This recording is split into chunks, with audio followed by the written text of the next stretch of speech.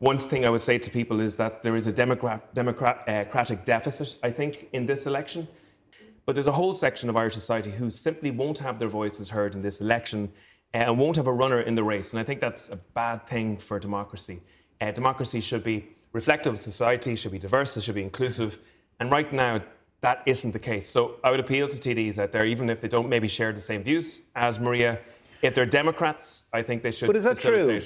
Between, if you look at in percentage terms, all of the parties, you add them up, who support Catherine Connolly, and you look at the government parties who are supportive of the two government candidates, that's the overwhelming majority of the Dáil.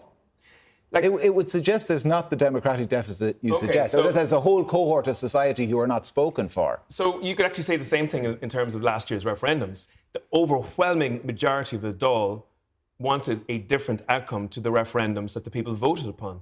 And the truth of the matter is, in many ways, we have a bubble sometimes in the Dáil. Yeah, but sometimes we have plenty of TDs, and you and I know this, and I mean, government TDs here might deny it, but plenty of government backbenchers actually wanted the outcome that we got. They weren't supportive of the referendum.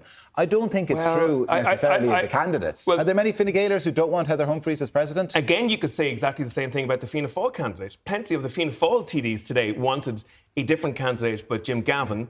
But you had a situation where you had a parachutes candidate on top of Fianna Fáil TDs who had very little say over what happened.